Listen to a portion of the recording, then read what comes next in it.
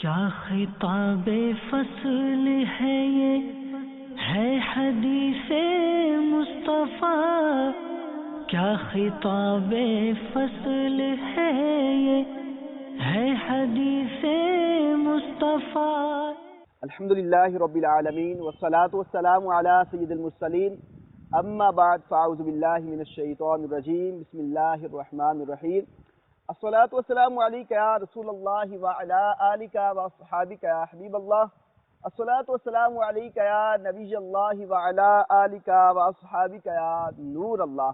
میٹھے میٹھے اسلامی بھائیوں اور مدنی چینل کے ناظرین، آئیے حدیث مبارکہ سنتے ہیں۔ حضرت سیدنا ابو درداء رضی اللہ تعالی عنہ سے مروی ہے کہ اللہ عز و جل کے محبوب دانائے غیوب منزہ عن العیوب عز و جل وصلی اللہ تعالی علیہ وسلم ارشاد فرماتے ہیں، ان الرزق لا یطلب العبد کما یطلبہ اجلہ، یعنی روزی بندے کو ایسے تلاش کرتی ہے جیسے اسے اس کی موت تلاش کرتی ہے۔ میٹھے میٹھے اسلامی بھائیوں، مفتی احمد یار خان نعیمی رحمۃ اللہ تعالی علیہ فرماتے ہیں، مقصد یہ ہے کہ تم موت کو تلاش کرو نہ کرو، تمہیں موت آ کر ہی رہے گی۔ یوں ہی تم رزق کو تلاش کرو نہ کرو، تمہیں رزق ضرور ملے گا۔ رزق کی تلاش سنت ہے، جبکہ موت کی تلاش ممنوع ہے، مگر یہ دونوں چیزیں یقینی پہنچ کر رہیں گی۔ اللہ عز و جل اپنے بندوں کو کس کس انداز سے ان کا رزق عطا فرماتا ہے۔ چنانچہ حضرت سیدنا ابو ابراہیم یمانی رحمۃ اللہ تعالی علیہ فرماتے ہیں، ایک مرتبہ ہم حضرت سیدنا ابراہیم بن ادم رحمۃ اللہ تعالی علیہ کے ساتھ سمندر کے قریب ایک وادی میں گئے۔ ہم سمندر کے کنارے چل رہے تھے کہ رستے میں ایک پہاڑ آیا جسے کف رفیر کہتے ہیں۔ کچھ دیر ہم نے وہاں پہ قیام کیا اور پھر سفر کے لیے روانہ ہو گئے۔ رستے میں ایک گھنا جنگل آیا جس کی لکڑیاں خشک تھیں۔ ہم نے حضرت سیدنا ابراہیم بن ادم رحمۃ اللہ تعالی علیہ سے عرض کیا کہ کیا خیال ہے یہاں رات کو ہم قیام کریں، اور سخت سردی کی رات ہے، ان لکڑیوں کو چن کر رات کو آگ سیکیں گے اور یہاں رات کو قیام کریں گے۔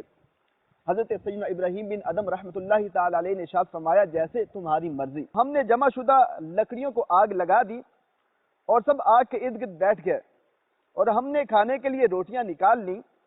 اچانک ہم میں سے ایک شخص نے کہا، دیکھو ان لکڑیوں سے کیسے انگارے بن گئے ہیں، اے کاش ہمارے پاس تو گوشت ہوتا تو ہم اسے ان انگاروں پر بھون لیتے۔ یہ سن کر حضرت سیدنا ابراہیم بن ادم رحمۃ اللہ تعالی علیہ نے فرمایا، اللہ عز و جل اس بات پر قادر ہے کہ اس سناٹے والے جنگل کے اندر ہمیں گوشت عطا فرمائے۔ ابھی اب یہ فرما ہی رہے تھے کہ اچانک ایک طرف سے ایک شیر نمودار ہوا جو ایک فربا ہرن کے پیچھے بھاگ رہا تھا۔ ہرن کا رخ ہماری ہی طرف تھا۔ جب ہرن ہم سے کچھ فاصلے پر رہ گیا تو شیر نے اس پر چھلانگ لگائی اور اس کی گردن پر شدید حملہ کیا، جس سے وہ تڑپنے لگا۔ یہ دیکھ کر حضرت سیدنا ابراہیم بن ادم اٹھے اور اس ہرن کی طرف لپکے۔ آپ رحمۃ اللہ تعالی علیہ کو آتا دیکھ کر شیر ہرن کو چھوڑ کر پیچھے ہٹ کر بیٹھ گیا۔